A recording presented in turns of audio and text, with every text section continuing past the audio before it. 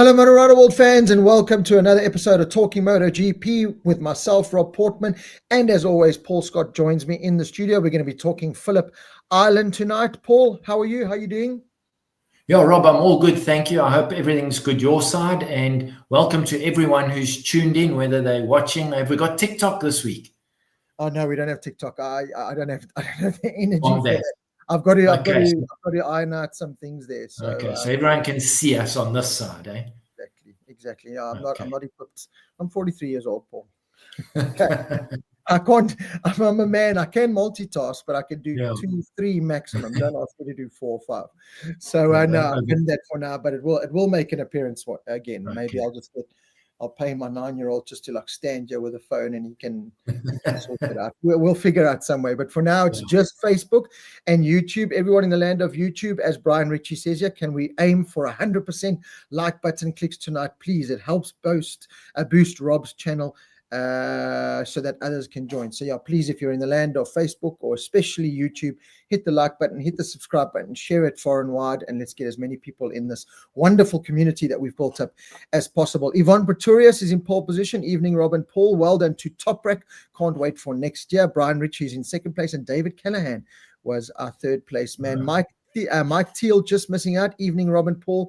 I unfortunately missed the last chat due to work, but Liam and myself are here tonight and keen to hear your input on the weekend's racing. So welcome back. Mike and his grandson Liam have always been great ambassadors and followers of our program. So great to have them back. James Thompson, Brett Lawson, Wayne Taylor. Brett Lawson, evening, Rob and Paul. Tonight will be interesting. Bez doing insanely well, and Raul Fernandez winning. Didn't see that ever coming. I mean, we'll have a poll about that just now. But as we welcome CP Boerts, Robert Swart, Marnie Duplessis, Wade Williams, Sean Van Rooyen, Al Camino, Gary Granger, Daryl Holmes, Alex Volyun, Constanidiosis, sorry, Con, I must just call you Con, David Hawes, everybody already tuning in. So, Paul, I think let's just quickly start with World Superbikes. I don't know if you caught any of the World Superbikes, but we do have a new champion. Well, a two-time back-to-back champion crowned in Top Rack Razgatlioglu. A very exciting weekend with what went on in the Super Pole race with Bulliger, colliding with Top Rack and that whole thing. But what I will say was Top Rack deserved champion. We know that he did phenomenally well. Can't wait to see him in MotoGP, as we've discussed many times. But I was also really impressed to see.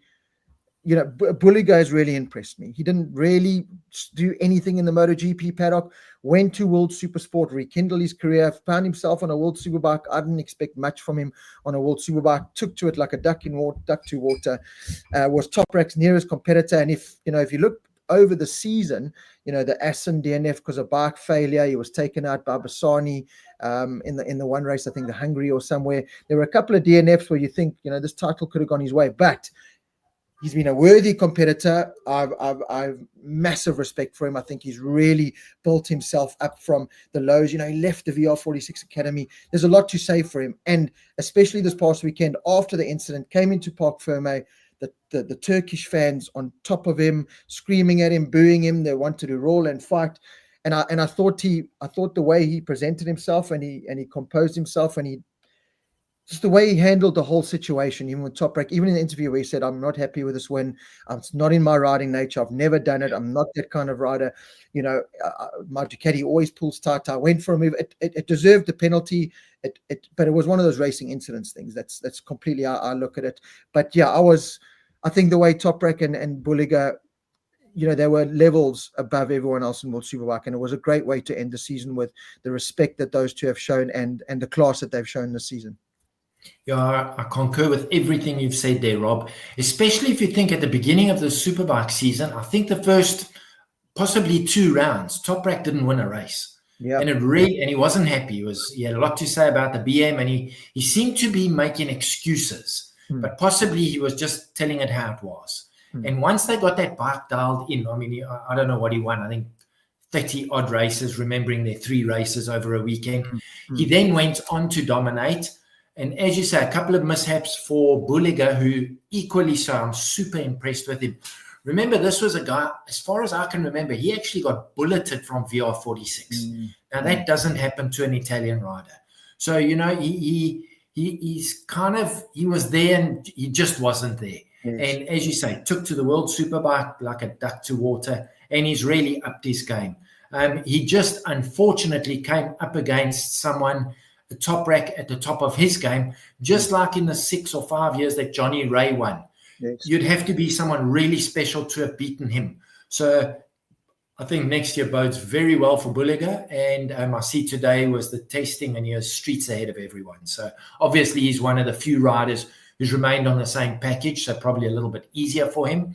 But the way both of them conducted themselves after the incident, and then I don't know if I'm sure you heard Toprak's interview afterwards with TNT. Man, he's just a class act. He's an absolute class act. So it'll be great to have him in MotoGP.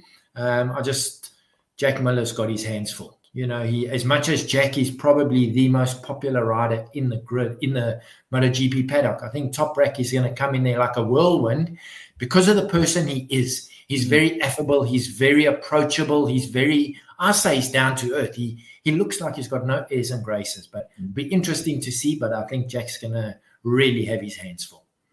Yeah, we can't wait to see Toprak in MotoGP. He deserves it now. I think he's at the peak of his powers and can't wait to see it. As for Bulliger, as Oli Moto said, I think, he's definitely the man to beat next year, especially on that new Panigale, which looks even closer to MotoGP than it ever has before. But it's exciting, Petrucci on the BMW, Miguel Oliveira going over, Jake Dixon, Chantra. There's a couple of moves. So World Superbike. In fact, all the racing so far this season, I watched World Supersport 300, World Supersport 600, World Superbike, Moto 3, Moto 2, MotoGP. It's been good racing this year. Okay, I know a lot of people maybe argue MotoGP because of Marc Marquez and stuff, but Raul Fernandez this past weekend, and we'll get into it, was the 7th winner this year so far. So we talk about how boring. It's had its moments where it hasn't been as exciting, but it certainly has also kept us on our toes a lot of the time. So the racing really has just been phenomenal this whole year. So big well done to all the riders in all the championships because they've stepped it up. Just a very quick thing I saw on social media, but I don't know if it was clickbait. A thing saying Johnny Ray is going to be Honda's World Superbike test rider. Is that clickbait or is that genuine? I saw it and I just browsed and then it was gone. So I don't know. I'm not too sure. I mean, I've heard rumors that he'll go world endurance racing because he's not ready to quite give up entirely yet. That's still, if you look at Sylvain Gintely, he commentates, he still does, and he still races that. It's Randy Dupigny, he still races that. It's a good competitive series where you can still make some money and go racing. So, but yes, I did see that as well. And I think, in a way, it'll be a good role for Johnny Ray, back to where it all started for him. I think Honda coming in with Dixon and Chantra is good, but are they really the guys to do the hard work and development and stuff? I don't know. A guy like Johnny Ray, I think, would be good. They had Ryan Vickers on the bike today, who's obviously going to go back to BSB for them. So it'll be a good addition to the Honda project, and let's see how it goes. So it'll be nice to see Johnny Ray. That's a pretty Johnny Ray's World Superbike career ended the way it did this past weekend, but we all know what he is and who he is. So let's hope that it's not the end of Johnny Ray. We'll see him a couple of times, like in an Alacia Spargo, the odd wild card, and that it would be cool to see that with Johnny Ray. Let's go to Phillip Island then, Paul. Let's start with our South African contingent in Moto 3. Rushain Moodley, tough weekend. First time at Phillip Island. Didn't really get going. Look, it started the weekend off quite well and then just didn't really carry any kind of momentum into that. Suffered in the race a little bit. The wind, we had our good mate there, James Dent, and first of all, he said Phillip Island is, and James has been to just about every MotoGP on the calendar, I think, and he said it's probably the best MotoGP he's ever been to in terms of, especially if you are lucky enough to get a paddock pass and that, and you can get into the service roads, best service roads he's ever experienced. The best, the paddock, he said, a little bit smaller and not as, new and fancy as some of the other ones. But he said the atmosphere, where the track is, it's just, he said he was just blown away. It was absolutely fantastic. The crowd, the viewing points, there's no grandstands. You don't have to pay stupid money to sit in a grandstand. You can go sit on the hill, park your chair there, wide open, and you can see pretty much the whole place. If you find yourself in a spot, you can pretty much see 2, 3, 4 corners at most. So he absolutely loved it. But what he did say was, and we all know about Phillip Island's weather, is Sunday was just howling. And, James can be very expressive when he talks about it. So the voice note is not for this channel. But, yeah, he said the wind was howling. And I can imagine on the bigger bikes being hard, but especially on the Moto3 bikes that win, there were just a lot of factors thrown Richet's way that he had to deal with. It's all part of the learning curve, but since Richet started the season off so well, and it just shows you how injuries can really set you back. And he's just, he's done well in his first season. We know that, we've spoken about it, but certainly since that injury just knocked him back a little. And I think Richet's definitely, he's a very quiet, reserved kind of guy who thrives on confidence. And I just think he's at that point now where it's like, just finish the race. Don't crash, don't do anything silly. Keep yourself fit. And that's maybe overtaking rather than the, push, go for that extra mile, just bring the bike home. So he's doing that, but something just missing there for Richet. And I think it's all down to confidence and maybe still carrying an injury. Yeah, and also, Rob, we don't, these are youngsters, lightweights on light machines. So when that wind is howling, it's a big problem. I mean, we've seen in the past, I think it was Cal Crutchlow, definitely Miguel Oliveira, getting blown off their bikes. And apparently, and having never been to Phillip Island, as they crest a little bit of a rise on that straight and then head to the first turn, Durn corner, apparently the wind gusts off the ocean there. And, it's easy for us to sit here and say, man, just hang on. These guys are going flat out on a machine that you can get blown off your bike, and the problem with wind, you don't see it. If it was a truck crossing in front of you, you see it. You can anticipate. So I think that's a big thing to wrap your head around. And first time there, I think he did very well. But he did what he had to. We've said it all along, just bring the bike home. He wouldn't have been happy, I can tell you that right now, because he's like racing right at the sharp end where he's getting points. And he was a little bit further back, but he's not injured. He's off to the race this weekend. So I think good and well to him. And I'm quite happy with how the way things have gone, bar the couple of injuries that he's had. Yeah, as Olimoto said, it's just about that. It's such a cutthroat championship to be in here. You look at the depth of riders in all those categories now. You've got Dennis Foggia, runner up in the World Championship, kind of where Richet is. In every single category, you've just got talent and depth. So to be there alone is an achievement. But certainly mixing it with some of the riders that he has been, he's done the job. Like you said, it's about bringing it home. He's recovering, I think, from what has been a life-changing move. They've moved to Spain. It's a complete. The kid's 18 years old. It's a big mental shift in that. So this year was all about preparing yourself for the second year. There's no doubt about that, and I think he's done that respectfully and admirably. I think we can say so. Let's hope that he can just push on from that, especially gets, he goes to Sepang, which is another very tricky circuit, first time there. And then we've got Portimao and Valencia, two tracks that I think he has been to before. So I think he'll be enjoying the away racing experience, the Phillip Islands and the Sepangs and the Motegis and everything. But he'll be happy to get onto some turf that he knows. So just keep doing what you're doing, Richet. I know Daryl Bryson Thard's asking here if he's got a contract for next season. I remember a couple of months ago, Richet saying it was a mutual agreement. If the team and him wanted to stay, the option was there. I'm pretty sure. I can't see why both parties won't carry on that relationship. So nothing signed, sealed, and delivered yet, unless someone can tell us otherwise. But as far as I can see, I think that's going to be, pretty much stay the same for next year. Jake Stuss was also asking the same thing. Just want to answer this question before we get into Daz. Nico, talking about Honda, read that Puig made a big offer to Acosta for 2027. Nico, I have heard that, and I think Acosta might be entertaining it at the moment with what's going. We'll talk about it as we get into the MotoGP conversation, but I think it's a big offer, as they did last season, but I think it's more tempting now, seeing how that Honda project has progressed and how the KTM project has very much hit, I want to say a brick wall, but it's still that inconsistent kind of, package where Acosta's just riding the wheels off to get it where it is, but then it's still got the failing. So we'll dive into that a little bit later, but I just wanted to touch upon that now while it was fresh in the mind. Darren Binder, Paul looked like a little bit of the old Darren Binder there, a track that he absolutely loves. He's always gone really well there. Was from Friday, was on the pace already, straight into Q2, qualified inside the top 10, was looking really good. Got an okay start, but then just faded to 14th, I think, overall, but a much better ride.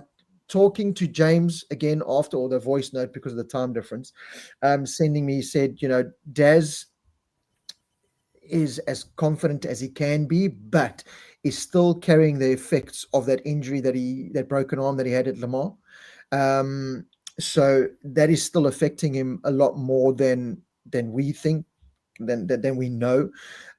So that's certainly something that has hampered Darren's career, or season so far this season, unfortunately, to the point where he was potentially not going to even make it to Phillip Island, but Phillip Island's one of his best, so he made it there. Sepang, he'll be there, no doubt about it. At what kind of fitness we don't know, but certainly a little bit of an answer to the struggles of Darren so far this season. But it was good to see a little bit more potential and form there from Darren this weekend.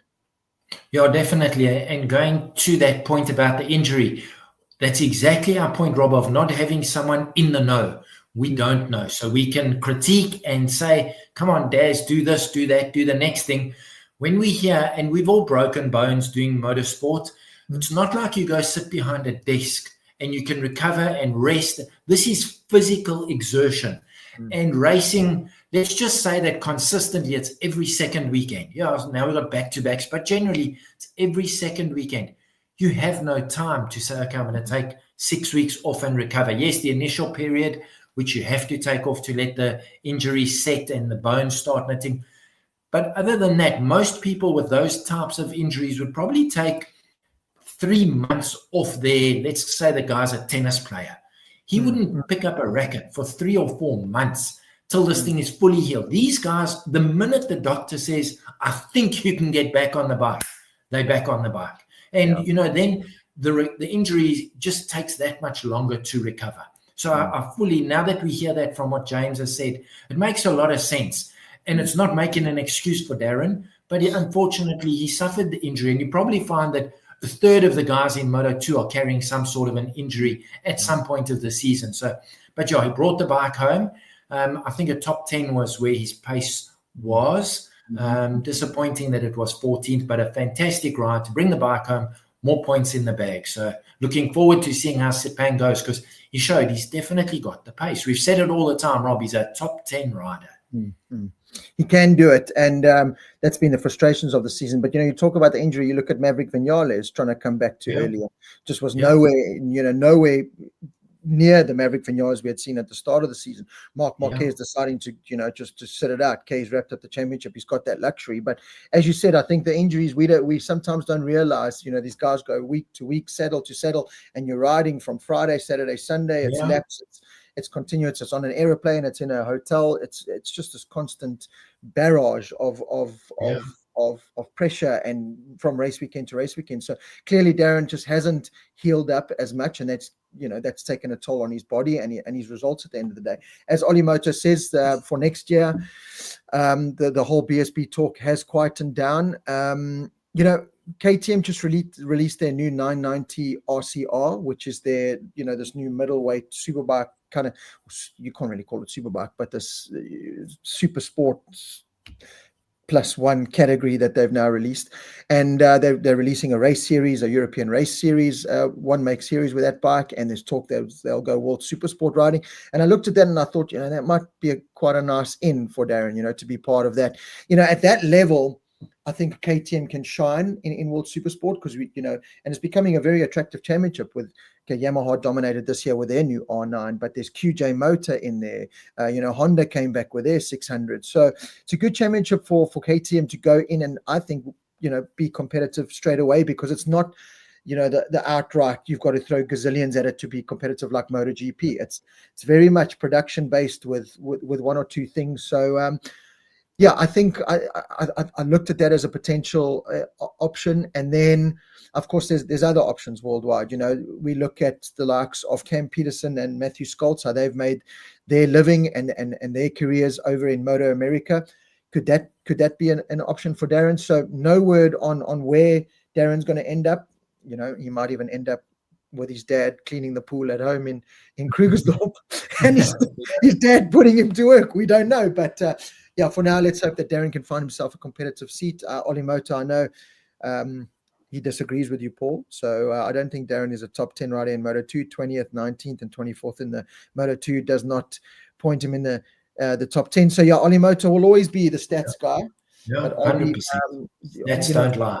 Yeah, no, facts don't lie. But we know deep down there, somewhere in there's this top 10 rider that we talk about. That unfortunately the Olimotos and the spec sheets and the stats, as Olimoto says, it hasn't shown itself. Yeah, absolutely. Let's move on to MotoGP then, Paul, because Phillip Island, we were very excited for it. It's just one of those race weekends. When the calendar comes out, it's one of the first races you look for, and it's. Yeah, okay, it wasn't maybe one of the most entertaining in terms of battles, certainly from the last couple of years. The Zarco win, the DJ Antonio win, the Martin with the wrong tyre choice. We've had some blockbusters the last couple of years, and this year... the tear-off for Marc Marquez last year. Yeah, the tear-off for Marc Marquez. Okay, Bez hit a seagull this time, but Iannone before that. There's always something that's always happening. Drama. There's always drama, and this time it wasn't so much drama as, again, as surprise. I think we can use is the best word to use. It's pulled up a lot of, and the beauty of Phillip Island is we see it in World Superbikes when they start the season off there. Every rider, they don't think about their bike, they don't think about the deficit or my bike's better or worse. I think every rider goes to Phillip Island with this clear mind that I can be competitive, because it's that kind of circuit, fast flowing, that lends itself to a lot more. Bike, there aren't as many negative points with this track, hard braking areas, that this bike's better, and. But what it did showcase this past weekend is just, again, we'll start with the praise that Bezzecchi just deserves, because he's become the leader of that project. They started off the season terribly, we know that, and Bezzecchi has just got that project to a point now where Raul Fernandez, who we were all saying, let's all be honest here, every single person that is MotoGP invested, there was not one person that said Raul Fernandez deserved a 2-year contract with Trackhouse. We all said, get rid of him, get someone else in there. The last 3 race meetings, qualified front row, and, he's been the second best Aprilia, and this past weekend, the first Aprilia. So, and I think that's down to this groundwork that Bezzecchi's done. He's created this platform and this bike that is a lot more settled. You don't hear of these overheating problems that plagued them for many years in Vinales and Espargaro Day. You still see this twitchy package, but it's a lot more stable. It's still front end orientated, but the rear is starting to work better. It's becoming this complete package, and Raul Fernandez has benefited. But again, I cannot praise the work that Aprilia and especially Marco Bezzecchi have done. But the way Bezzecchi came out that weekend, 0.7 of a second faster than the lap record on a Ducati GP24 from last year. That's incredible. Absolutely incredible. Yeah, Rob, absolutely. And we've been singing his praises since, I don't know, probably 7-8 races ago. The first part of the season, we agreed, took him a little bit of time to settle down into the role of being the number 1 rider. Then we worried a little bit when Martin came back. Then he was out, and then he was back, and then he was out. This hasn't upset Bezzecchi in any way. I don't know what, after the 3rd or 4th race, he had put on his big boy panties and he's taken charge. And I'm going to say something else. Between him and that guy who left KTM, I think he's Fabio Stadlachini. Yes. He left KTM to go to Aprilia. Yes. That was when the other oak went to Honda. I can't think of his name. These changes have certainly put Aprilia at the forefront of being the number 1 contender to knock Ducati off their perch. Talking about the Ducati, as we've said numerous times now, I don't want to say they've regressed, but they've stagnated this year. Yes. Aprilia have improved. Honda have improved.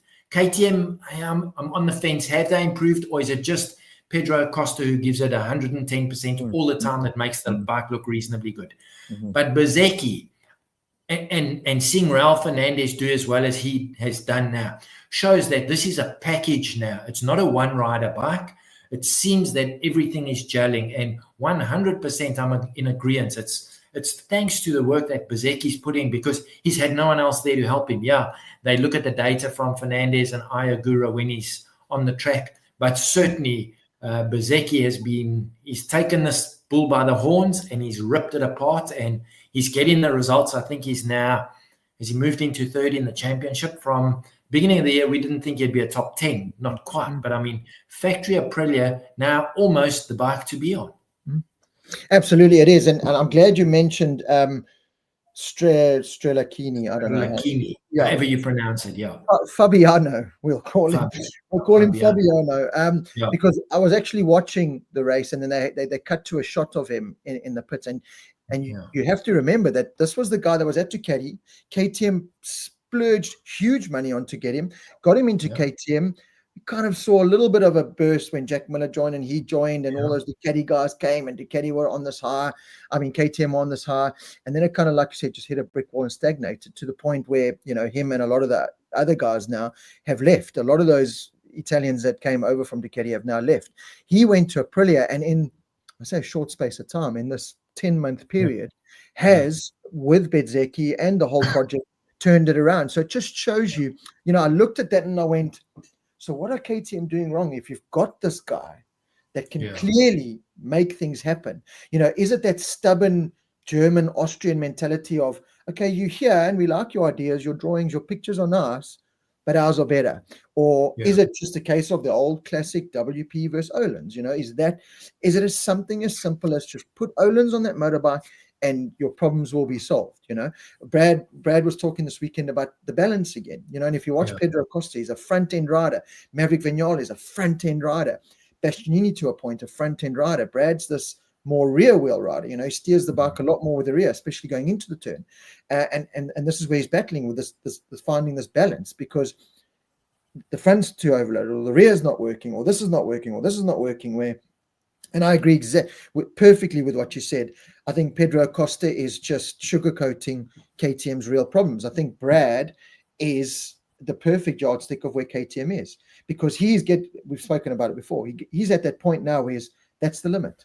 Pedro, you can push the limit and you're going to have the odd little crash, or you're going to get away with it and get a good result. Brad's going, that's the limit.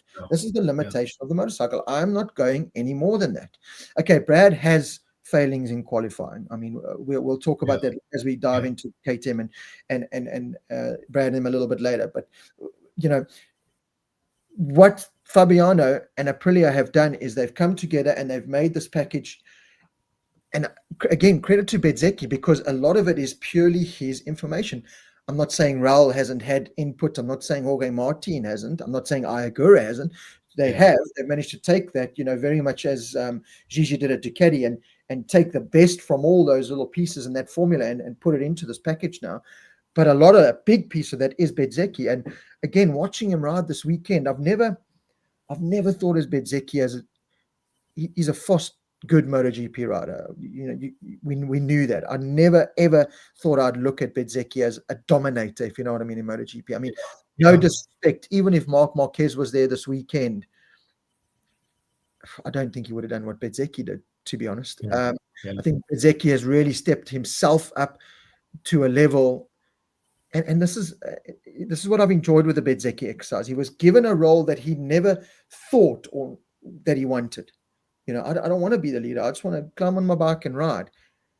And that's what's kicked him in the arse to, you know. And I think also the status of a factory rider. Remember, this is his first factory ride. He was always the VR46, and maybe under the, I don't want to say under the cloud, but under that, you know, that nurturing, oh, don't worry, Bez, it's okay, of the VR46.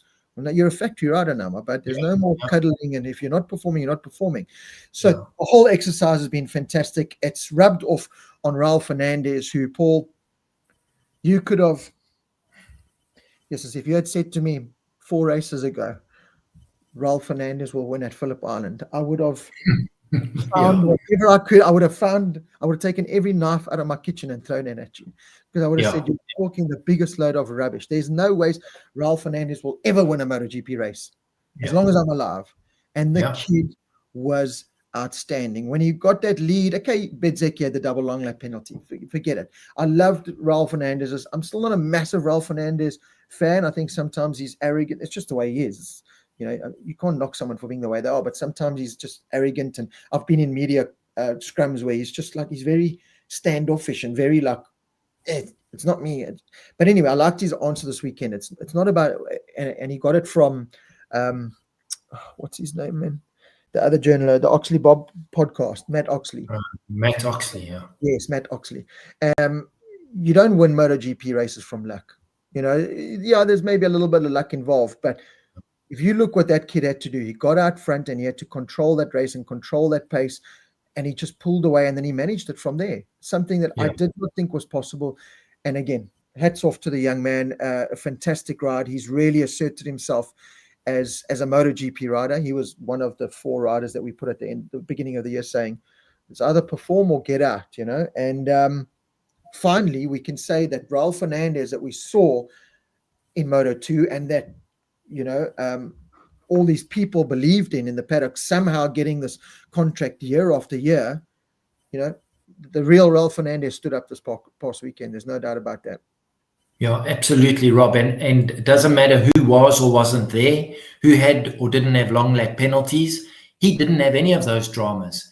He qualified well, which is a very, very, very important part of MotoGP now, to Brad's detriment, and we'll talk about that too, but also to a guy like the Gian Antonio, who I love. You can't qualify 10th and have a guy like Raul Fernandez, who's on blinding form for the weekend, as much as Digi was faster than him in the last, 6 laps.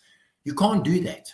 So I think I'm not saying that Digi would have beaten him. I think once Fernandez had what did he have, a 3.5 second gap, all he had to do was look after that. And that's where his maturity came through, that he didn't do anything stupid. He never looked out of shape. He just kept that, it looked planted. And that goes back to what Bezecchi's done with this bike, is make it a bike that is manageable. And as you said, Rob, who would have ever thought that Fernandez would win a race? And never mind that, like we said last week with Firmin Aldeguer, or last race, win before Pedro Acosta. This must be eating Pedro Acosta alive. In all fairness, I firmly believe Pedro is a better rider than Raul Fernandez. Yeah, and everyone must take their chances when they get them, but Pedro's not getting those chances. Raul Fernandez, the bike is allowing him to. Firmin Aldeguer, the bike is allowing him to. So I feel a bit sad for Pedro Acosta. I think he deserves a win, purely because he is that good. But it doesn't look like that opportunity is going to present itself to him anytime soon. So it's going to be I just cannot believe what must be going through his head. That's why your very first question this evening, if that deal from Honda is a genuine thing, I think he'll be having sleepless nights trying to decide what he should do. But going back to Raul Fernandez, he proved me most certainly wrong. I would never have said he'd win a race. Not ever. No, and hats off to him, really, because he has had a lot of pressure. He's had, they read the comments, they probably hear the likes of us saying, no. So to put up with all of that, and you could see the emotion was there. There's a talented rider there, and credit to David Brivio, another guy who's taken the likes of Rossi, Vinales, Jean Mir, so many riders to the top spot. So he's done it again now with Raul Fernandez. So credit to him. Let's move on to the KTM subject while we're thriving on it. And Paul, I had the exact same sentiments to you when I watched Pedro Acosta just riding the wheels of that KTM, just to try and hang in there, and for him to be on that bike looking at a Raul Fernandez just go, and him having to deal with the limitations. I do feel for him, because he is a generational talent. I think he's absolutely phenomenal on and off the bike. I think he, apart from Marc Marquez, we had the vote a couple of months ago where we said, who are the guys that could climb on a Ducati and match or possibly beat Marc Marquez. Now it was Fabio Quartararo or Pedro Acosta were the two main ones. And he had to watch Firmin Aldeguer last week. He had to watch Raul Fernandez this week. It's his second year in MotoGP, factory KTM rider. He's trying his heart out to be this loyal guy. And it's just not working for him. He was up there. You could see the game plan was just to try and hold in there, and eventually drop down to whatever it was, 5th or something. He lost 15 seconds in the last 6 or 7 laps. He just got the most out of that bike, and then it was game over. There was a comment here from, I just want to get it here, Wesley. In addition to the new fancy front forks, Acosta also got an improved swing arm at the Phillip Island run. Too much unfairness with new KTM parts at KTM. So Wesley, I hear you. I hear what you're saying. Unfortunately, and it's, it's inside information, but it's out there for everyone. Anyone with a brain and common sense will know this. KTM's financial struggles were always going to impact. And the biggest part of that financial struggles is, right, we can go develop, we can go test, but to manufacture and make these parts comes at a massive expense. So they're literally producing one of these swing arms, one of these forks, one of these things for now, and then, bolting them onto a Pedro Acosta's bike. And then Pedro's getting them, as Olimoto said now, because he's the top performing KTM. He is KTM's future. As much as we love Brad and we think Brad deserves all of this and that, Pedro Acosta is KTM's future. That's the direction they want to go in, and they need to listen to a Pedro, because I think if they don't, they're going to lose him. I think sadly they're going to lose him, even though they are listening to him. But KTM's biggest problem is they have this financial problem of not being able to make enough parts. So if one of each part is made, who are you going to give it to? You're going to give it to your best rider, which is Pedro Acosta at the moment. I know earlier in the season there were extra parts and frames made for some of the other riders. Unfortunately, when you crash, these bits and bobs get damaged, and that's it. They get shelved, and then what's ever available, and I think this is where KTM are at the moment. I don't even know if Brad's team, Bastianini's team, or Vinales' team, whoever, know what parts are actually on that bike. They've probably it's probably a concoction of a 2022 bracket, a 23 frame with holes in it. It's probably this, whatever they've got available on the shelf in the archive, because they don't have the resources or the budget to just go this full-blown Ducati or even Aprilia in a way of, okay, here's new bits for everyone, you go try it. So it's a hard one, and Pedro's doing everything he can. Brad's doing everything he can. I think Bastianini, that high that he was on a couple of weeks ago with some good results, and okay, KTM was a good choice. I think that's now dwindling. Vinales is lying in a hospital, kind of recovering from the KTM. So exactly what you said earlier, KTM have hit this brick wall. Aki Ayo's got a lot of work to do, and I'm trying to put it together because, as you said, this Fabiano thing really got me thinking. How can he just hop into Aprilia and get it right? And then the Aprilia guy jumps ship to Honda and they get it right. All these teams have made these big changes, and there's been change. KTM have these little spurts, and then that's it. It just doesn't go any further than that. And it's got to be down just to internal management and stubbornness, either with the WP or something. But Pedro Acosta's comments again came out this weekend and said if we're gonna improve, KTM need to kind of evolve and need to. I read it from the back end saying KTM have got to change their stubborn ways in a way. Yeah. And if Pedro Acosta has got this massive Honda contract on the table, my advice to him would be go. My advice to Brad would be see out your contract next year and go. No disrespect to a Raul Fernandez. No disrespect to Raul Fernandez whatsoever, or a Furman Aldeguer. If Brad and Pedro were on those bikes, they would also be. I'm not saying they're going to go dominate. I think more so Pedro, if I'm being honest. But a Brad would be in the running a lot more. Brad would be, in the top 5 a lot more, top 3 podiums, winning races. At this point in time, Brad is nowhere near winning a race, nowhere near. Indonesia was fantastic because he was in the battle, and the tires and the conditions there really brought everyone into the mix. Fantastic.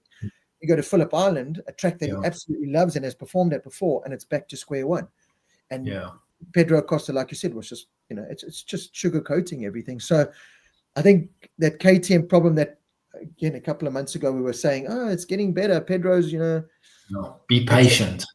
Be patient. I think it's a lot deeper than we think, and I think the patience has to run out.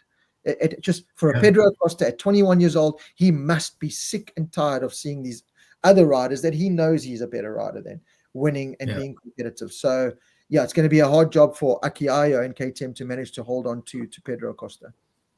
Yeah, absolutely, Rob, and we've said it the whole season. Unfortunately, it's motorsport. Motorsport costs money. And when you only have a certain amount of money, you have to be very careful with what you do with that. Going back to, someone mentioned the WP suspension, my personal opinion, and we haven't been flogging that dead horse for a while now, I still think that's a 2/10 benefit to their bike is to swap to Öhlins. It's clearly not going to happen, but that might be part of the comments that Pedro's making, that, come on, guys, we need to catch a wake up. Because remember, Rob, not only are these guys all in the same paddock all the time, some of them are actually mates, the riders. So they're talking to each other. And imagine if now Raul Fernandez, Spanish, Pedro Acosta, Spanish, and he says to him, listen, geez, I just want to let you know, we got the new Öhlins forks on our bike last week. Yes, they're so lacquer. And now Pedro's like, yeah, but I got these WP, whatever it is. So they know exactly what's going on. And where the improvement, and I'm not saying those two are mates, I'm just surmising that no matter what, they're in a close-knit community, word gets round. And that can also start working in your cup a little bit. But yes, Aprilia got this, and Ducati are doing that, and Honda have tried this. And back at KTM, where they're on a restricted budget, compared with some of the other teams, maybe it's not as forthcoming as a Pedro Acosta, Brad Binder would like. So it's such a tricky situation, but almost no doubt that it boils down to when you don't have unlimited resources a la Ducati and not even Aprilia. They don't have a big budget, but now that they're doing well, more money flows because they're seeing the results. And you know that old saying, what wins on Sunday sells on Monday. So, even if it's not a directly true correlation, it's certainly people want to deal with winners. So now the guys who are prepared to spend money, they're now saying, well, we'll give a little bit more to Aprilia. So now they can improve a little bit more. Where KTM, whether it's the money side or the fact that exactly what you say, that Austrian-German mentality that our picture's better than your picture, so we'll stick to I don't know. But, like you say, a guy like Acosta is going to be out of there first chance he gets if he feels it's not going in the right direction. Absolutely. Olimoto, we can talk about Brad leaving all you want. And this is the scary thought, though, is where does he go? Come 2027, we as South Africans and a lot of people in the paddock, but not everyone, think Brad is worthy of climbing on a Ducati or, give Brad a Ducati and he'll dominate. So it doesn't work like that in the real world. The real world is in 2027, there is all these Moto3 and Moto2 riders coming up. Spanish, this is the reality of it. Forget passports. The fastest passport, the fastest riders in the world at the moment are Spanish. It's just how it is. They breed them to be the fastest, just like we dominate rugby because our oaks eat biltong and boerewors and are tough Afrikaners. Spanish are built to go motorcycle racing. That's what they do. So Olimoto, it's where does he go? What does he do? It's easy to say jump ship, but that is the big question. And to be honest, I don't know what the answer is to it. And Rob, in all fairness, every single one of us tuned into this show would have loved to be a MotoGP rider. So if KTM offer him another 2-year contract because his contract ends in, it's not the worst thing. Me personally, I'd rather be on a mediocre KTM for another 2 years in MotoGP as a factory rider than sitting on the couch in Krugersdorp wishing I was a factory rider. Yeah. So yes, I understand. I agree fully with Olimoto. I do think his options are going to be very limited. But I don't think we should rule out him staying at KTM. He's been very loyal to them. They've been very loyal to him. It might be a situation where they come to an agreement, maybe a 1-year deal, 2027, with all the new regulations, changes, etc. But, we mustn't rule that out. It might be, me personally, I'd rather sit on my couch on a Sunday and cheer Brad Binder in MotoGP than sit on my couch with Brad next to me drinking a beer, cheering someone else on in the factory KTM. Yes. I'll surmise there. But so we mustn't rule that out. Someone's going to have to ride the factory KTM in 2027. So why not, if he doesn't have better options, and that's up to his management. We'd love to see him on the factory Ducati, or he could take Bezecchi's ride. I wouldn't moan right now. But I can't see that happening. So, the loyalty card might buy him another year or two in MotoGP. Just something that we need to wrap our heads around at the same time, which, as I say, it's better to see him there than not see him there. And as the kind of news broke before the weekend, as well as Wesley 290 comments here, rumor mill is saying that Toprak's crew chief will be Binder's next year. Could be a go. So Phil Marin, who has been Toprak's crew chief since the Puchetti Kawasaki days in World Superbikes, has helped him to these 3 world titles in World Superbikes, got Toprak dialed in. That was a relationship that I didn't think could be broken. Unfortunately, it was. He didn't get the option to go with Toprak to Pramac Yamaha, and I was surprised at that, to see that KTM have come in and swooped him. It's the kind of move that we've spoken about it. To make a change, first you have to change, kind of thing. And no disrespect to Brad's current crew chief. I know a lot of people in the social world have always commented saying, he was his a Moto 3 crew chief that came up into MotoGP. Did he have the experience? Did he have the knowledge? And he certainly has served Brad and KTM well majority of the time, but could there be something missing there? And I do think it was time for a change. And I think, he'd also have to, if he's honest with himself, put his hand up, and Brad would also. I know Brad's as loyal as they come and probably didn't want him to go anywhere, wanted to make it work with him.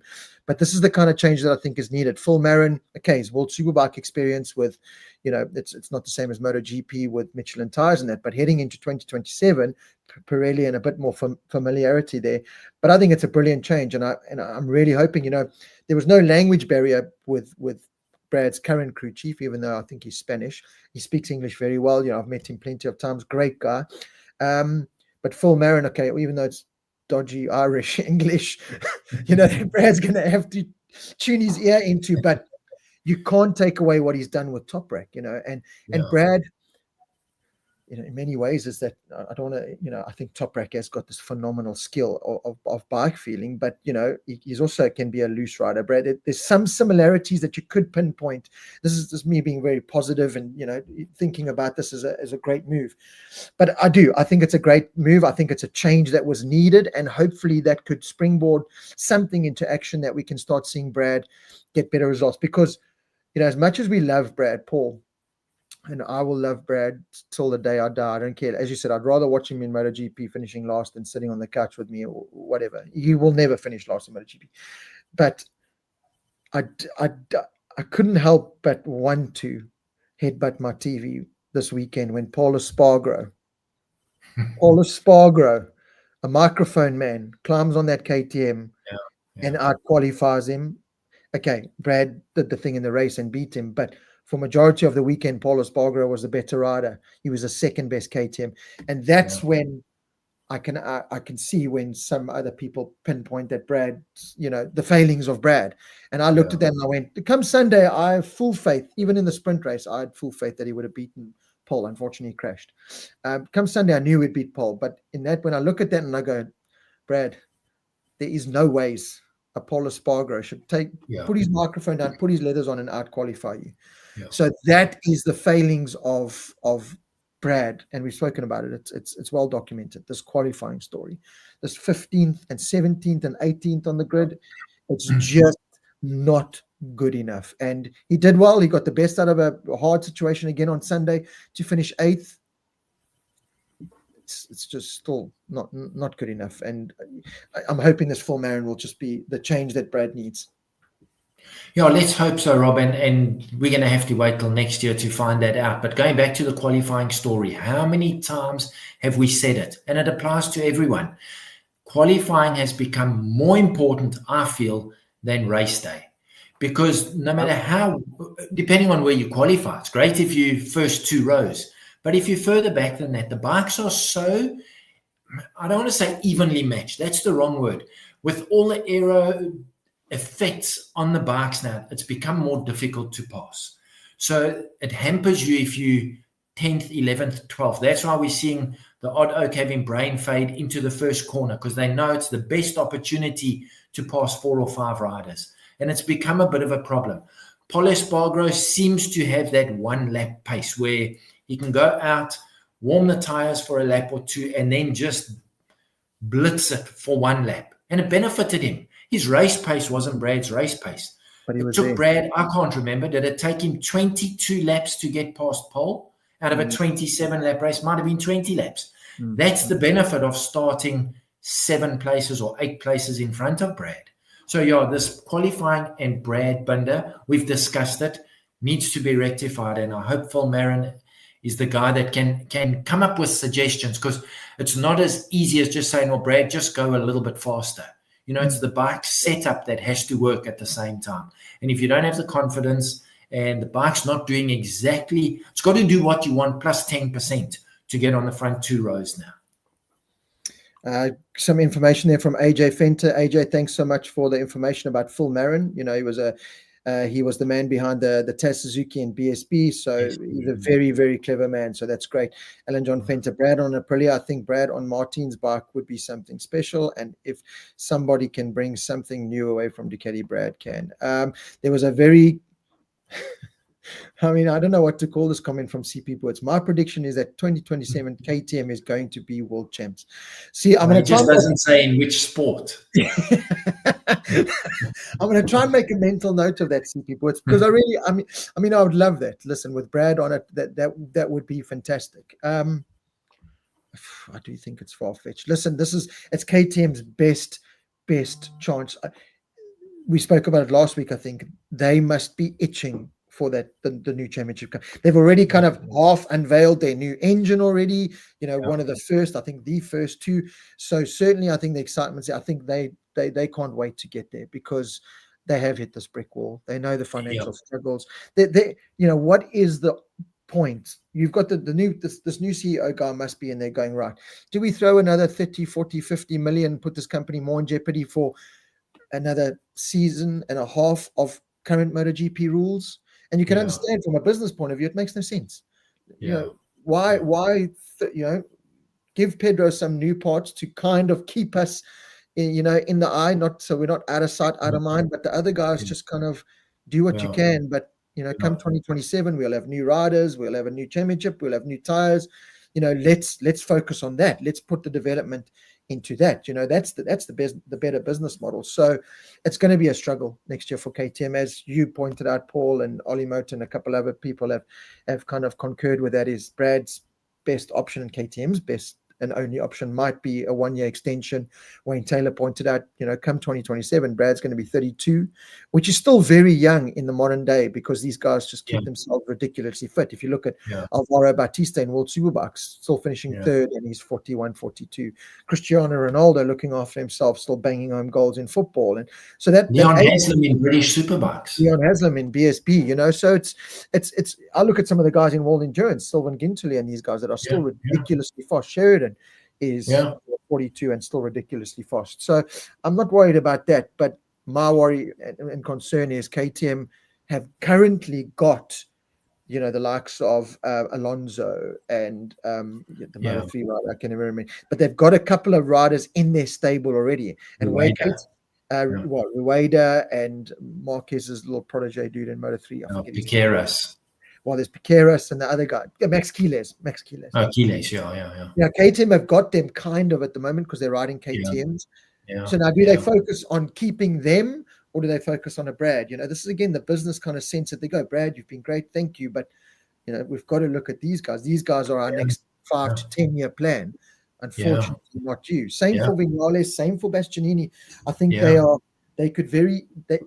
a lot easily disposable compared to those riders. So I think 2027, as much as I can wait for it, I can't wait for it because it is going to be a complete blow up of riders going anywhere. Someone asked earlier about Pecco Bagnaia, you know, where does he go if he leaves factory? You know, there's so many factors and we'll touch upon it just now. But, you know, to end off on the KTM conversation, I think the best thing for us as Brad and KTM's fans can be is just know the limitations, you know where we're at. There's going to be the odd Indonesia weekends where track conditions kind of bring everyone closer. But on a weekend where, like this Phillip Island and a lot of other race weekends where conditions are good enough for all the bikes and all manufacturers, KTM's always going to be that. I mean, geez, even Honda are better now. I was going to say 3rd best behind Ducati and Aprilia, 4th best. You know, Yamaha do what they do. They have these little glimpses. Fabio Quartararo, pole position, breaking the lap record. You know, that's just Fabio doing what he did. Miller was looking good. That home race kind of buoyance and stuff. But again, crashed out. Miguel Oliveira was nowhere in the picture. Rins did a bit better. You know, he beat Brad. But, you know, the KTM's not the 3rd best bike anymore. I would probably say it's the 4th. You hit the nail on the head when you said Pedro Acosta is just kind of, you know, outshining the KTM. It's making it look better than it is. So we've got to just understand where it is and be disappointed when Brad puts in these qualifying performances, just as he would be disappointed, but cheer him on as much as we can, because I can't see it getting much better for the next year. Yeah, for sure. Paul, so let's move on to Ducati then, because I think that's the next big topic. No Marc Marquez sitting out, won the World Championship, great spotlight on Pecco Bagnaia. You know, he's had the spotlight on him, but there was a Marc Marquez shadow, and then the spotlight would go on Pecco. Now it's like, right, Gigi, Ducati, Pecco, we need you. Our boy, our champion, the man who's brought us the number one plate, is not here. Your time to shine. Bring it home like you did in Motegi. I mean, I don't know. It's got to the point now where I watch a lot of other podcasts and I watch a lot of other professionals' opinions and insiders, and they are all that's the exact phrase is, we actually don't know. I don't even, like a lot of them say, and I agree, I don't even think Pecco knows. Gigi and them must be looking at this, you know, and I always cast my mind back to Uccio, who is VR46 Academy, one of Pecco's right-hand men, you know, and he said at the Red Bull Ring, Pecco, please, you know, go. I'm looking at your data. You're not braking the way you're not riding. Pecco, please, Forza. And I look at that and I go, I know you're saying, pointing at Ducati and saying, Ducati, I don't know. But I looked at that and I went, there's someone looking at the data. And I know you can say, well, the data's like that because he hasn't got the feeling with the bike. But it cannot be. It just can't. I don't for 1 second buy the sabotage Pecco Bagnaia for Mark to win. I mean, I just can't believe it.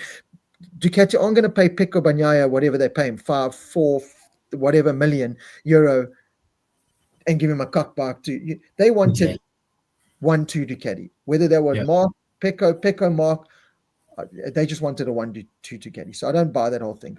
Pecco Bagnaia again this weekend. God, I don't know.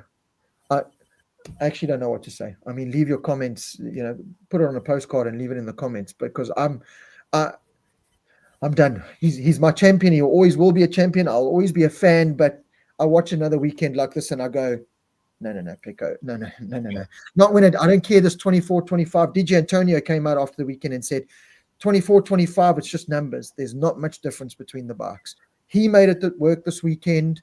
He's made it work on a lot of other weekends. Indonesia, the weekend before, 2 tracks, past 2 weekends, DG's on the podium on the exact same motorbike. Same bike. Yeah. So what's the difference? Yeah. And Bagnaia's Bar Somcat Chantra, the slowest oak on the circuit. So that dispels the last 2 weekends have dispelled all those conspiracy theorists who said, now Mark's won, so they give Pecco the great bike and he wins in Japan. Because since then he hasn't scored points.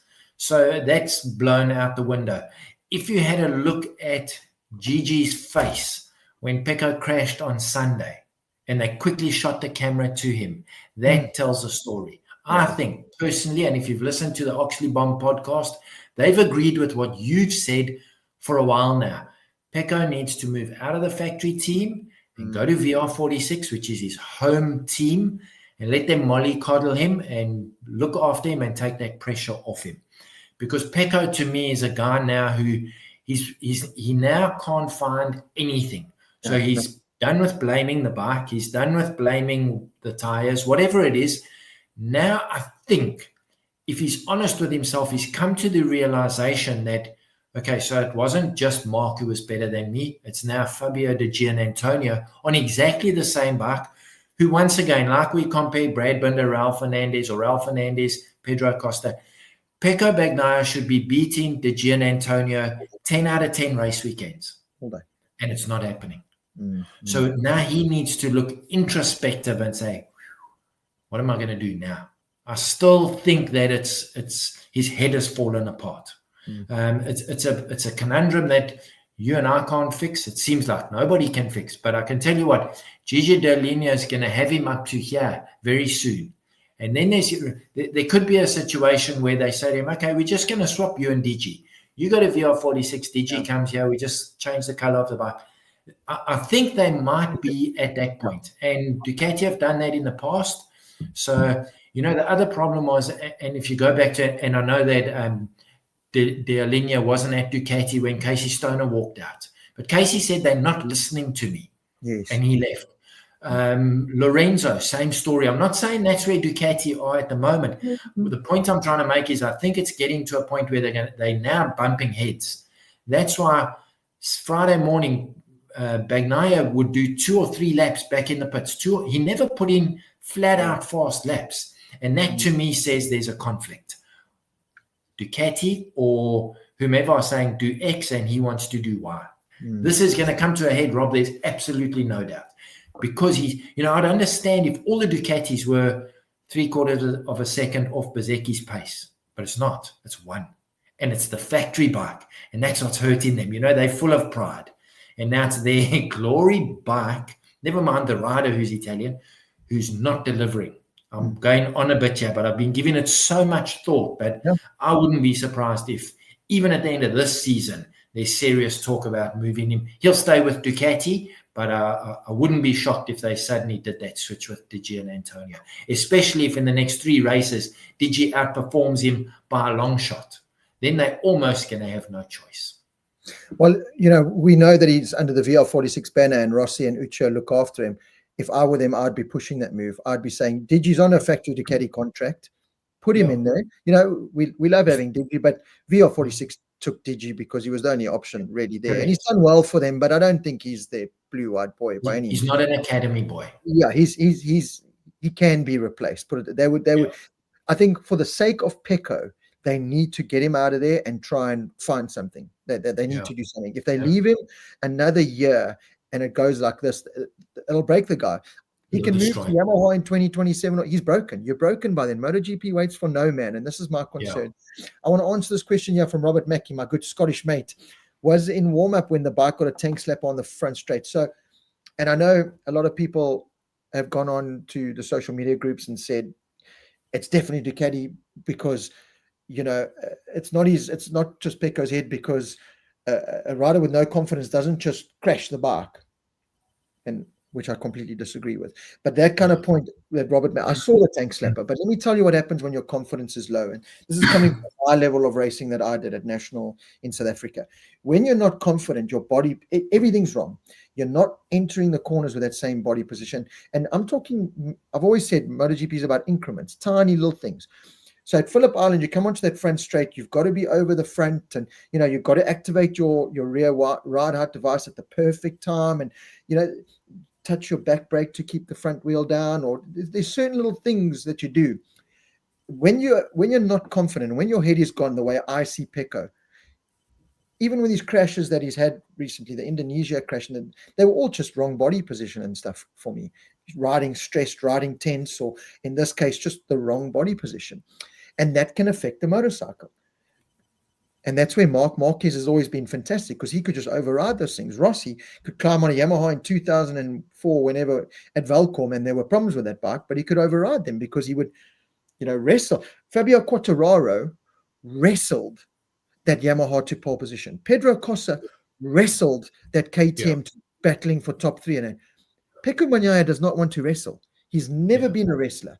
He will never wrestle a bike, even in his heyday, the last 2 seasons. You saw a weekend. If Pecco rocked up on a Friday and things didn't go well on a Friday, you knew he was going to have a cuck weekend. It didn't always happen, but you could see if things didn't get dialed in, he couldn't make it work. And that's what the difference was at Motegi. For some reason, I don't know what it was. I mean, it was the GP24 forks, and, we know what was documented.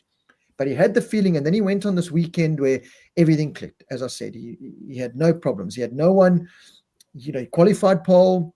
He didn't have to race anyone in either races. He didn't have to pass or race anyone. When he finds himself in these situations where, right, the bike's not 100%, I'm going to have to wrestle this thing around, and I'm going to have to pass people.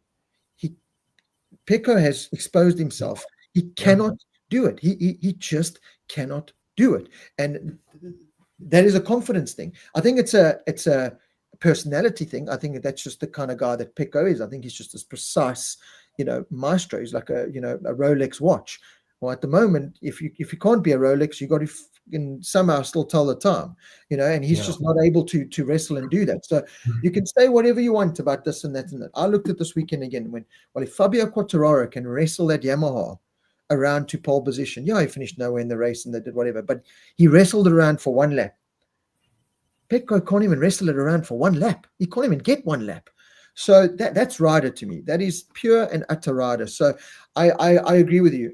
Dirk could see Di Antonio was without a ride 2 years ago. Dirk, and that's where you got to pat Fabio Di Antonio on the back, because he's turned it around and he's made it work. And he came out publicly saying that, he had these mental health issues with racing. It got him down. And I think, I don't want to say at the same kind of level, but I think Pecco's there. Pecco does really well at putting on this brave smiley face, and he says the right things in the press, and he says we've got to work hard. I think there's a damaged little kid there in some ways that goes home and cries in his wife's lap. Something needs to happen. And again, like, the only way you can change things is by change. And I completely agree with you. I think if those parties come together and go, right, Pecco, you go VR46 DG, Paul, everyone, we've always said there's always going to be a number one rider in the team. There's never ever going to be two number one riders. History has dictated that forever. Yeah. Mark is now the number one rider in that team. Yeah. Digi will be the perfect second rider, I think. He'll pick up the odd great result, the odd little win, odd podium, then he'll have the odd 7th, 8th, but he'll be a good second factory Ducati rider. Digi, love to be there. Thank you very much.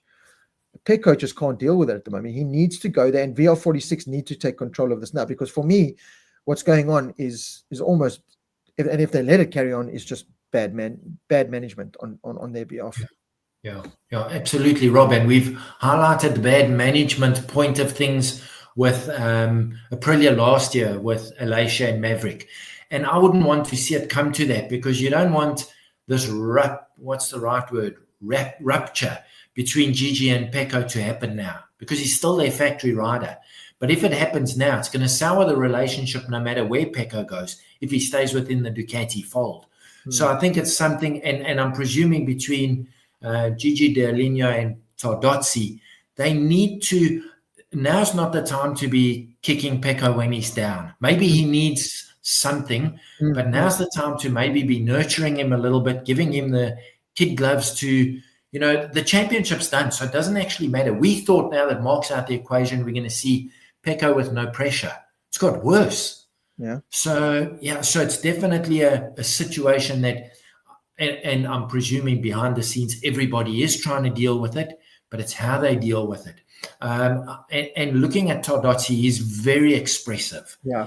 So you see him when he's happy, but you see him equally when he's pissed off with you, excuse me saying that. And I think that gets to Pecco. A guy like Marc Marquez, he's like, man, next week I'll show you what I can do. If he's got that reaction today. Pecco, I think, is the more, I'm going to use the word gentle, very in inverted commas. These oaks are not gentle. They wrestle well. Pecco doesn't wrestle. They ride MotoGP bikes. They are as tough as nails. But I think Pecco's got that little bit of I'm a little bit softer than some of these guys, so please don't shout at me. Don't kick my dog. And I think that's where the management side needs to, come in and really manage him to get his head in the right space. Because we've said it how many times, Rob, and after Japan, you actually said, Japan was once. Let's see what happens next week. Well, he's gone 2 weekends in a row, nil points. Misano, his home track, 0 points. He scored 37 points, his full tally of points in Japan, and nothing since that, nothing the week before and nothing since. That's not a Ducati factory rider, the best bike on the grid. He's certainly, there's big issues going on there. I don't know what the answer is. I love Alex van der Berg's comment. I love your "don't kick my dog" comment, first of all, but I like this. Alex van der Berg, even if you play MotoGP on Xbox and you're in a bad mood, you tank slap the bike and crash. And it's so true. MotoGP has proven, and this is Moto3, Moto2, MotoGP. You've got to be at 100% all the time. Even the mighty Marc Marquez on the bad handling Honda, or not feeling 100%, or couldn't do it. You've got to be. It's just so cutthroat, and Pecco's finding that out the hard way this season. He hasn't had this much competition. Take nothing away from his 2 world championships, but Honda were failing massively. Yamaha were failing massively. KTM were still kind of okay, but inconsistent. Aprilia were kind of there, but they had an elation of Maverick, with all due respect. So who was Pecco beating? Martin, yes, a worthy adversary, but not Marquez, or not two Marquezes, a Di Giannantonio, a Bezzecchi. Yeah, not all of these guys. And I think Pecco, as you said, I think he's got a big fright with us all, and he's struggling to process it all. Motegi somehow processed it all and made it work, and then just went afterwards and backed up. That's exactly why I made that comment. I was like, listen, I love this, and I know everyone is basically pointing these fingers at me, saying, "You see, we told you, Rob, that it's Ducati and Pecco. He's back. Eat your words." Okay. Yeah. Let's see. And where are I don't see those guys making any comments now, which is great. But anyway, it's great for the comments, Rob, but it's very disappointing for MotoGP and Bagnaia. Reality, it's horrible to see, because I'm a big Bagnaia fan. I know there's more, and it is. It's like it's like coming home and seeing your puppy that's not happy, ears down, and it's literally like looking at that. It's horrible. But anyway, on the flip side of that, Paul, we have Honda. And a Luca Marini, who is just, again, like Bezzecchi, has just become this team leader, this project leader. I mean, we've spoken about it millions of times, but the recap is, I don't think Honda had many options. Marini was one of their options. There was some technical know-how and stuff there. Okay, well, let's go for him. He's not going to win us races or championships, but he might help us get somewhere. And he's proven his weight in gold. Like, he's been absolutely fabulous. And this guy, I still don't go into race weekends thinking about Marini, to be honest. I don't think of him as a top 5 or a podium or anything. And yet there he is again in the main race in 6th place, top Honda again. I mean, the next Honda was, yes, I've got to scroll here. No, Chantra, because Zarco crashed out and Mir. Yeah, I mean, Zarco's just, if I'm being honest, I think Zarco's lucky he's got his ride for next year. I know there was talk at one stage he was going to be the factory rider, but after that win in Le Mans, he had 1 or 2 performances after that, but since then it's just been dismal. In fact, we need to do the research on the last 7 races. I think we'll find he's crashed 5 and maybe scored a couple of low points in 2 of them. But anyway, Marini's flying this Honda flag, and this still hasn't crashed that MotoGP bike. Marini has not crashed his MotoGP bike. He did crash a Honda Superbike into the wall at Suzuka and nearly crippled himself. Came back from that, and he's doing what he's doing. So, again, just nothing but praise for Marini. And, Marini and Bezzecchi were always I don't want to use the word outcasts, because VR46 have always been good at keeping their boys together and, but they certainly weren't, the Pecco Bagnaias of the world winning world championships and stuff. But they have really come out on top in these moves, in these factory ride moves. And again, Marini could very well be the turning point that gets Pedro Acosta to sign. That's how good a job that he's done at Honda. Yeah, absolutely, no doubt whatsoever. So exactly what you say, Rob. The only reason I check that Marini's still racing is because I'm a Honda man. I know, as much as I would like, and when Zarco won in France, then the weekend after, I think it was the British Grand Prix, got a second. I was like, at one stage, Honda was second in the championship. Yeah, it was early in the championship, but the project was looking positive, but it wasn't Marini. He was just going along, as we said, getting his 10th, 8th, 10th. Suddenly the project is revolving around Marini. He's finished every Grand Prix that he started. He hasn't dumped the bike. I mean, Zarco and Jean Mir are first and second on the crash list at the moment. Marini's at the bottom. How's that for a swing? And yes, he hasn't got as many points as Zarco yet. He might still get there by the end of the season. But for what he's achieved and what he's doing for the project, Honda must be over the moon. Their dilemma, obviously, is they've signed Zarco for next year. They've got Mir for next year. I don't know if they're possibly a little bit disappointed. Diego Moreira, he's going to be a new kid. I think he'll be way better than Chantra. I can't see him being a Firmin Aldeguer. But, he's the rookie, so you certainly have an excuse as a rookie. But so the point I'm trying to make is I think we're going to see Marini holding the Honda flag and the other two, having the odd good result, maybe not Jean Mir, but Zarco, he's got the pace, but he just cannot stay on the bike. And we'll have to see, but I think you're quite right. The Marini draw card could suck Pedro Acosta in to say, if you're not an idiot, if you just do what this bike is capable of, and no doubt Acosta's a better rider than Marini, he's going to be running, if the bike's running top 5 now, imagine with Pedro Acosta on it when he settles down. I think the writing is almost on the wall for KTM, but obviously time will tell. I think Honda are setting themselves up really well here. They had a big shift when Marc Marquez left. They had to change things. They had to adapt. They had to recover. And I think they're going the right way about it. Olimoto kind of agrees with you here. Marrero will probably be about as well as Aguirre, has. I'm going to disagree. I look at Diego Moreira and I see a big bike rider. I see a Fabio Quartararo style where, okay, you've done well, Moto3, Moto2, really MotoGP. I think he's going to come into MotoGP and I think he's going to do really well. I do. A lot of big MotoGP names, including Marc Marquez and them, have touted Moreira for a couple of years now as this massive talent, and we never really saw it. I remember 2 years ago he was going to run away with Moto3 and he didn't really do anything. Going to run away with Moto2 and didn't really. Now he's come good and could still potentially win the Moto2 World Championship. His form has just been sensational. Again, this goes with the mindset and where you are at the moment. If you look at the 2 championship contenders now in Moto2 and their paths over the second half of the season. Gonzalez was dominating things the first half. Moreira there or thereabout, but not really. Look what's happened halfway through the year. Gonzalez got that test ride on the Trackhouse bike. Yeah. Looked like he was all set to sign a MotoGP contract. Didn't get it. All that air has been kicked out of his chest. It was a proper kick in his teeth because I'm the Moto2 man. I'm going to win this championship. I was forced on the Aprilia, and now I'm getting left hung to dry for this Diego Moreira who's nowhere near me. So a mental shift, a mentality shift, whereas Moreira was the opposite. We want you in MotoGP. Oh, I've signed a MotoGP contract. Life's buzzing.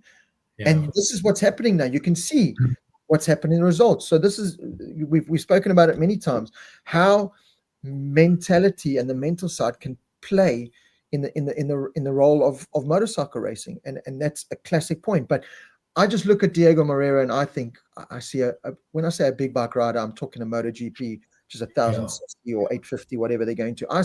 I see a rider that's going to do well, and especially under this, he also doesn't crash a lot.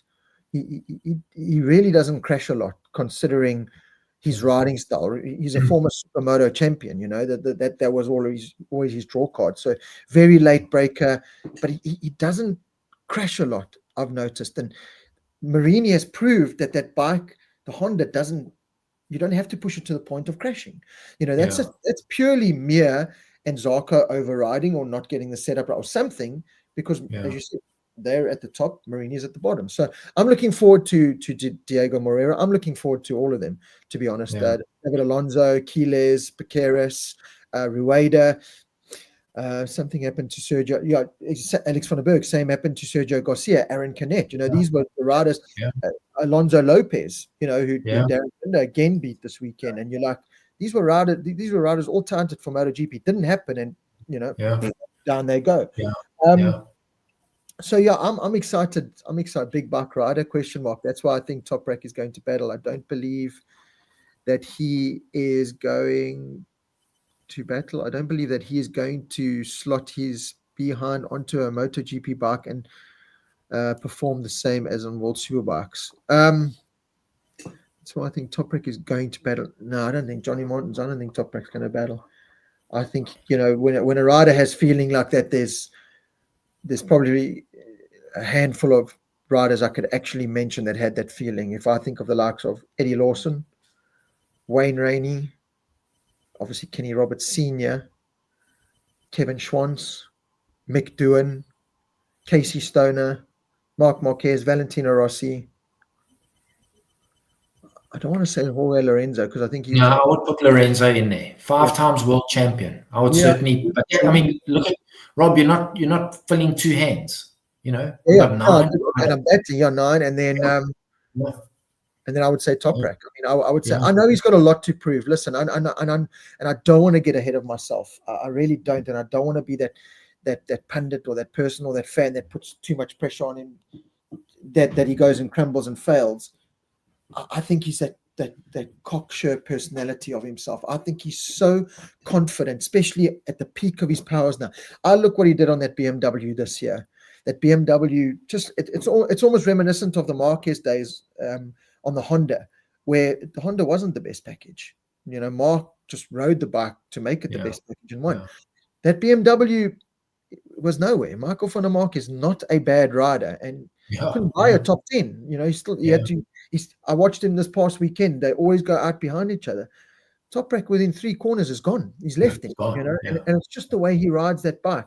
So I'm going to disagree with you there, Johnny Martins. I think Diego Moreira, when I say a big bike rider, is, as I said, like a Fabio Quartararo. On the smaller bikes, had this name, was going to be the next best thing, didn't really make it, climbed on a MotoGP bike and was just ridiculously stupid fast. And that's kind of what I'm talking about when I say a big bike rider. And I think Toprak's got that, and I can't wait. Rob, my concern, going back to Diego Moreira, my concern with him is, I agree fully with what you're saying. But when he jumps on a package that might not be as competitive as a Ducati or an Aprilia as the Aprilia is now. Yes. And I think it was Oli Moto, he said, will he do any better than Ayagura? The problem is his belief will be to go faster. And that's when these rookies get hurt. No, sure. So that, to me, if he can temper that enthusiasm, if that's the right word, and not get injured. Look at Ayagura's start to the year. Way better than Fermin Aldeguer, but then he started crashing. Because I think his confidence went up a level, and then he started pushing harder, and then he crashed and got hurt. So now he came back and he wanted to get back to the same level. So he pushed and he crashed. So then it starts to knock you down, because suddenly the minute you get to that point where you think you can go faster, you're in the gravel and it hurts. So that's my only concern. He's not going to be jumping. And all credit to Aldeguer. Yes, we know he's on a brilliant package, but he's managed it. He hasn't got injured. He's had the odd crash, but he's actually ridden better than a rookie in terms of his experience. Now, if Diego Moreira can rein that enthusiasm, and I mean at 20 years old or 21, when you jump on a MotoGP bike, it must be like the most exhilarating thing. But he's going to have to, I think, for the first 6 months, probably 8 races of the season, just control your emotions. Don't get injured. That's the big thing for any rookie. So be interesting to see. I agree with you. I think he's going to put big pressure on Zarco and Mir if they crash the way they have this year, next year. But he can't afford to get injured, because that'll put him on the back foot immediately. Alex Foljuna, perfect. Daz is also a big bike rider. He proved it in MotoGP. And I completely agree with you. I remember, what year was it? Maybe my brother Sean will remember, but we were both riding a Ducati Panigale V4 back in South Africa, for Ducati South Africa, just in the championship, the Monaco series, and that was there. And I remember at Kalami, we let Darren go out on this Panigale V4 of ours, and at that point he was still a Moto3 rider. So big jump from Moto3 to a Panigale superbike, all that horsepower. And, kind of thinking, geez, I know Darren's good, but we're putting him on a 500K plus motorcycle. Yeah, should we be doing this? But anyway, we let him out. And I promise you, within, it was like 2 or 3 laps, the guy was on like top national pace at the time, like the Clincellas and those guys sitting, experienced riders. And we were just like, oh my God. And then even after that, I've been to Red Star many a time on their old banged up Yamaha R1s, Alex van der Berg 2022. Absolutely. Thank you, Alex van der Berg. On their old banged up Yamahas, because they such sticks. They refuse to spend money on their bikes. They'll have these old cuck things falling apart, overheating, black fairings that have been put together with duct tape. Like they're really proper South Africans. Like, they don't go waste money on that. The bike starts and rides. Let's just go. Yeah. So and I've seen them just do ridiculous things on that. So yeah, I would class Darren Binder as a big bike rider. It would be great to see him get back on a big bike, because it just hasn't worked on the Moto2 bike. But it's a very good point. And this is some really cool information here from Neil Herron. So now, for those of you, I know we've got a lot of South African viewers who will know of Neil Herron and what he does for young South African riders back in South Africa. Jeez, Rob, that was so stupid. But he's really nurtured a lot of top talents in South Africa. He does this thing called the SAMRA camp, where he takes young and new riders that have never sat on a motorbike before. He's got a Honda NSF 100 like on this machine, where he puts them on. He teaches them how to change gears with a clutch and turn, the very basics, starting how to ride a motorcycle.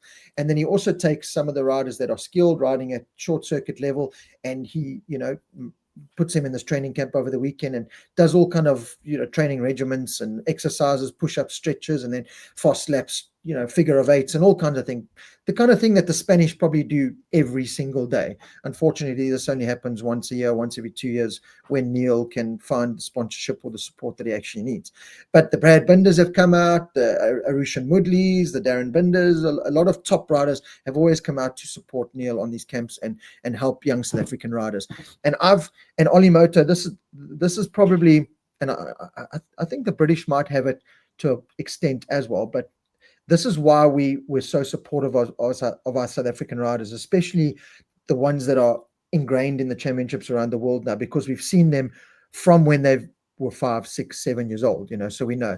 And this is a perfect story that Neil Herron shares here now. Neil Herron is also, of course, the father of Brent Herron, who top successful superbike racer and supersport racer in South Africa, raced in British super stock as well, with some really good results. So, a guy at his level, I remember him racing against my father and that back in the day. A very capable rider himself, Neil Herron. But anyway, just a comment here from him. Just a useless piece of information. And it's not useless, Neil. It's brilliant. I appreciate the comment. SAMRA took 2 riders over to the NSF 100 World Finals in Spain in 2011, I think. William Friend and George Feo. They competed against Luca Marini, Remy Gardner, Bo Benschneider, amongst others. Our boys host piped them, so that in South African terms means they destroyed them. They were faster than them. Little Feo actually led the final heat for about 8 laps until he fell on his head and lost it. Again, just a little bit of useless information. So this goes back to the difference between, it might be with the UK and other regions, New Zealand, Australia, and whatever as well. This is the difference between the likes of South Africa and Spain. So I've seen so many top youngsters. If I think of Adolf Boshoff, just with natural ability like you cannot believe. He needed to be managed. I think if he had got into a world championship environment, he would just need a manager, because he was just balls to the wall, flat out. Like, you got the natural talent, but do it this way. We think of the Michael Whites. We think, I can't put a name to all of them now, but we've had such incredible talents come through.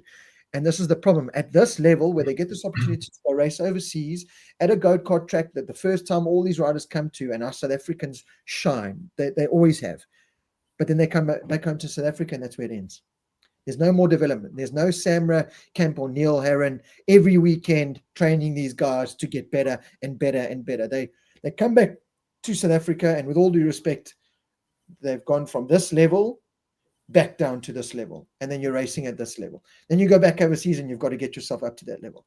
Now, that's a lot easier to do when you're younger and you can adapt quicker and faster. But as you kind of go up in the age bracket, it becomes harder to adapt. And that's the difference. The Spanish just keep their riders at this level 24/7. And this is exactly why we will, no matter what, we will support our boys to the bitter end, because Rushay Mudley was one of those young riders at short circuit coming through. Darren Binder, Brad Binder. These were all these young riders that never got given the opportunity, never got any kind of support or opportunity from South Africa. They did it all by themselves. Stephen Odendaal, Sheridan Marias, Brent Tarrant, Bjorn Esmond to a point, Dominic Doyle, Cam Peterson, Matthew Skoltz, all these riders. I know there's a lot that I haven't mentioned. But and this is why we absolutely just, no matter what, no matter where they finish or the results and the stat sheets don't reflect on what we're saying, we will always say that. And Neil Herron, I love that comment, and I just wish there was a little bit more support, so that when that does happen, we can identify those top young talents. Like, we've got a youngster at the moment. He went to a couple of youngsters that went to Red Bull Rookies. We've got Caden Robert. We've got Amofire. There's a couple of really top talented youngsters that can go and do something if they were given the support. But they're racing around at short circuit, and whatever series is available in South Africa against 5 or 6 other riders, maybe one that kind of competes against them. Jason van Breda is a youngster, a very famous racing name in South Africa. Graham van Breda's son and the late great Les van Breda's grandson, who I watched, before I left South Africa. Natural talent, and this kid is, I mean, every time I go on Facebook, he's getting certificates for academic, swimming, athletics. This guy is competitive, and he's just prime. He's the prime suspect for get this kid overseas, get him in that environment, and we could have a South African world champion. Unfortunately, we just don't have that, and that's kind of what hampers us the most.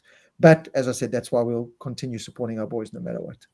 Yeah, absolutely. And also the other side of the coin is, Rob, the Europeans, it's a long journey for them to drive from Spain to Italy, but it's only 8 or 10 hours. That's like a guy going from Joburg to Cape Town, give or take. So they can do various different rounds, and there's always people there watching. Where for our kids to do that, they've got to jump on a flight, which costs a hell of a lot more than driving from Joburg to Cape Town, fly to Europe, get set up there. You don't want to do it for one race, so you end up spending 3 or 4 weekends there, which, so it's cost restrictive and time restrictive, which really, so our guys that make it overseas, they sacrifice everything, and big ups to them, whether it's Darren Binder, who we are a little bit critical of.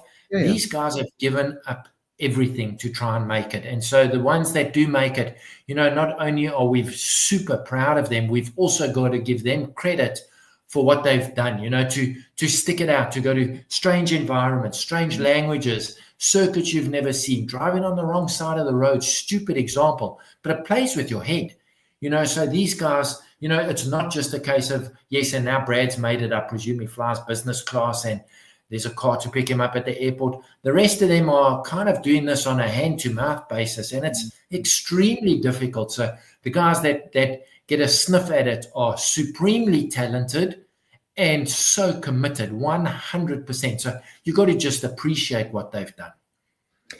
Paul, I've done a lot of traveling this year with work, and I've been to France quite a bit this year, and I must say, having cheese for breakfast, lunch, and supper, I struggle. So yeah, adjusting to the different cultures is not as easy as people think. Just little things like that. But Neil Herron, you have nurtured a lot of. He says he's nurtured about 5 riders into Red Bull Rookies and various other championships. But yeah, if I could just win this bloody Euro Millions and get my 50 million pounds, I promise you, the first thing I do is probably go to Neil and give him, a good portion of money to try and go and just develop some more of those youngsters, because, Neil, I've seen it firsthand that the guy does it out of the kindness of his heart. There's no money to be made there. We need more Neil Herrons pulling the strings in South Africa, and we could potentially see more South Africans on the world stage. So Yvonne Pretorius, have to mention, I watched Alex van der Berg race short circuit at Killarney against my nephew. He was pretty good. Yvonne, yeah, Alex van der Berg was pretty good. I've beaten him quite a few times. He's beaten me quite a few times. I'm just saying, it's the being the director and the host of the show, you get these luxuries, you know what I'm saying? Just a couple of people asking about, they joined late, asking about Darren and Riche. Riche, we believe, had a clause to say that he could continue for next year with the team if both parties agreed. We kind of all agree that they'll activate that, and Riche will be with the same team next year. As for Darren, definitely out of Moto2, the whole BSB thing has gone quiet. I was kind of looking at maybe World Supersport with KTM and their new RC990R, potentially maybe Moto America, with the likes of Cam Peterson and Matthew Skoltz going there. Matthew Skoltz is going up to the Superbike class. Yeah. There's a potential ride there in the Supersport that he's vacated. There's a couple of options that I think Darren could potentially go to. So, hopefully we've answered that question for you. And I think Brad should consider starting his own South African VR46 type academy here in SA, where when he's winding down his racing career, I think he could spark some interest in racing here again. And, Wayne, it's a very good point. Brad, because of his success, has built up the likes of, Checker 6060, Sport Pezza, these South African companies that I, if I was still in South Africa now, I would only be shopping at Checkers 6060. I've always been that kind of guy. If I remember in BSB Olimoto, you'll know this, when Airways sponsored the Yamaha team, Leon Camier. The only gum I would buy is Airways. Lenovo Ducati. Lenovo Ducati now. I would want to go buy Lenovo. I always try and support those that support that. So Brad's built up this reputation. We all know who Brad Binder is. I think he's got the power to go to the likes of Checker 6060, Motorsport South Africa, as you said, when his career is over, and he would be the perfect personality because he's very nurturing. He's got the right mentality. In a way, could do what myself and Karen Landy did when he was growing up, help him with the PR side and there's a lot to go. It's not just what you do on track, and this is what the riders must remember. There's so much more to it. And Brad, with the likes of Darren thrown in, and Riche when he's back, there's so many resources that a Brad could pull into. That could be the answer. It's still not going to help the financial answer in terms of you're fast enough, you speak well to the media now, take your very petty South African rands and over to Europe and divide it by 3 almost. That's the next big problem. But I love that, and I'm pretty sure I can see a guy like Brad doing that kind of thing. He's that kind of personality that would want to expose what he had and what he achieved and where he got to others that could potentially have the same. So let's see. But it is great, and I must give a big shout out to Checker 6060 because I love what they've done with Brad. I know the results haven't been there now, but I love the tie-in with the Checker 6060 riders, and it's been brilliant. So it's brilliant to see a South African company behind. So if you're in South Africa, shop at Checkers. You're only buying from Checker 6060, nowhere else. Neil Harron Samra have spoken to Brad to come on board. It would make a huge difference. So Neil, let's hope that happens one day. Imagine Darren dive bombing on a Harley or Indian bagger. Effing awesome. David DeVette. Let's see what happens there. That'll be something. Hey. So Paul, I think that's about it. Another great chat. Everybody in the comments, thank you so much. I love the different opinions. I love the different angles. I love all the comments. I love this community that we've built up. Paul, always good to hear from you. It's great to chat MotoGP, and it's great that we're not going to have to wait. The racing's playing this weekend. This weekend. Not long. Next week, Tuesday, we'll be back talking MotoGP Sepang. Let's see if, the big questions. KTM can do something. Brad can somehow qualify. Pecco Bagnaia is probably the biggest one, but the championship's wrapped up there. Moto 2, everything's to play for. Moto 3 is all wrapped up, but that Moto 2 championship is looking really tasty. Gonzalez and Moreira riders in 2 different mental spaces, as I've said now, but a lot to play for. But let's see. I know someone earlier said watch out for Pedro Acosta at Sepang now, and Portimao. Let's see what happens, but let's hope that next week Tuesday, we come on here and talk about a Brad Binder on the podium and Pecco Bagnaia refinding his form. That would be fantastic. In that order, Brad first on the podium and then Pecco refinding his form. I think it's going to be a good weekend. Sepang's always good racing. It also can throw in a few curveballs. But it'll be interesting to see. And only another 6.5 more sleepies and then we're back. Awesome. Daryl Holmes, David DeVette, AJ Fenter, Brian Ritchie. No, we love you all. Thank you so much for making this and being part of this. And until next week, Tuesday, have a great week further and a great weekend. Wherever you're going to watch the racing from, get nice and comfortable. Remember to support Motor Rider World. Please, my brother is doing a fantastic job in the background, keeping the page going. We've got 103,000 followers on Facebook. Oh, fantastic. So, and the big tip of the cap needs to go to my brother and the likes of AJ Fenter and everyone that has supported him to build it up into what is South Africa's best motorcycle media company. My brother works day in, day out to get all the articles done on the website. He runs TikTok, Instagram, Facebook, the magazine. Big shout out to him. So please, I just do this. This is literally all I do for Motor Rider World. I do the easy stuff. So big thank you to my brother Sean Portman and everyone involved with him there, and just keep supporting the page and the platform and help it go from strength to strength. To everyone who tuned in tonight, once again, thank you very much. Thanks for all the comments, and we'll chat next Tuesday. Look forward to it. Goodbye, everybody.